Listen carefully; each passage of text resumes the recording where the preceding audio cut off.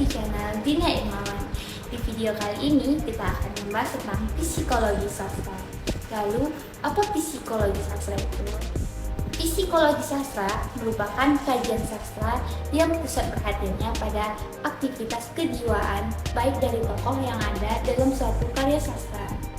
Psikologi sastra dalam melakukan kajian sastra dengan memandang karya sastra sebagai kegiatan kejiwaan baik dari sang penulis maupun sang pembacanya.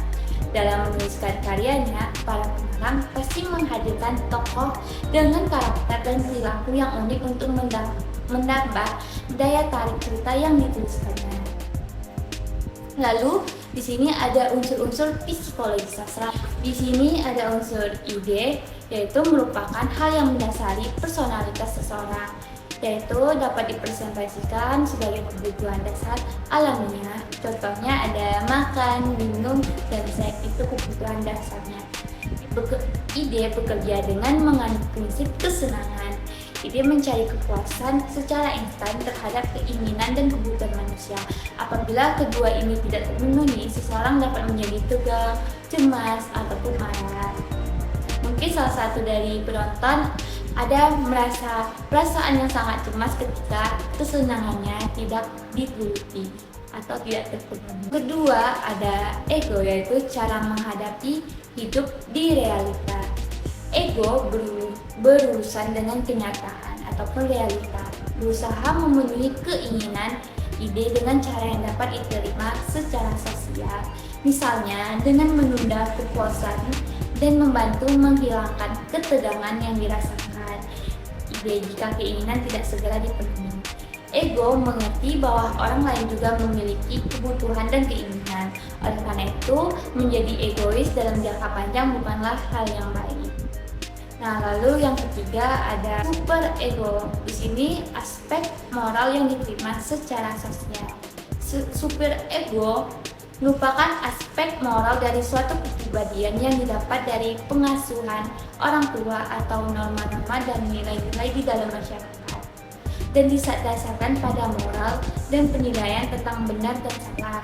Meskipun super ego dan ego dapat mencapai keputusan yang sama tentang sesuatu, alasan super ego untuk mengambil keputusan lebih didasarkan pada nilai-nilai moral, sedangkan keputusan ego lebih didasarkan pada apa yang dipikirkan orang lain.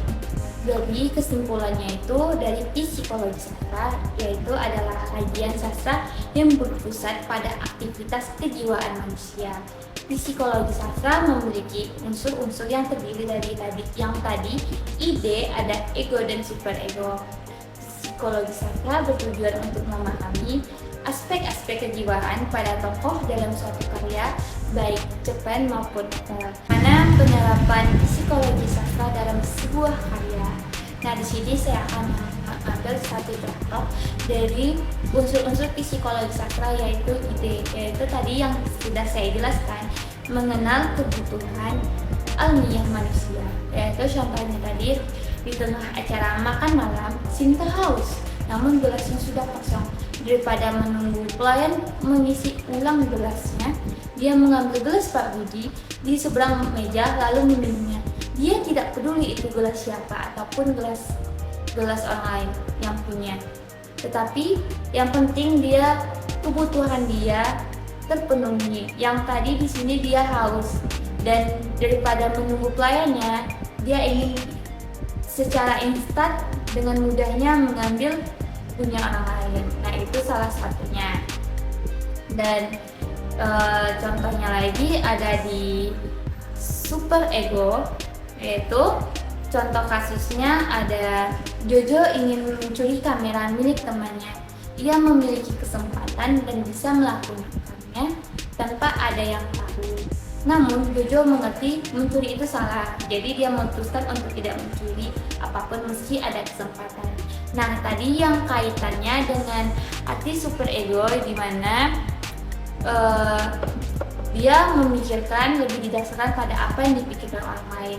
Yang tadi di mana jika dia mencuri motor tersebut akan lebih merugikan orang lain dan merugikan diri sendiri. Beda dengan pengertian ego tadi ya teman-teman, karena di ego tadi, egois, lebih memikirkan diri sendiri. Jadi kesimpulannya di sini adalah psikologi merupakan aktivitas yang berpusat kepada kejiwaan manusia. Nah, lalu pengarang-pengarang mendeskripsikan bagaimana tokoh-tokoh dalam berkarakter. Oke, baiklah, mungkin sekian dari penjelasan saya. Jika ada salah dan kata, mohon dimaafkan. Saya tutup. Wassalamualaikum warahmatullahi wabarakatuh.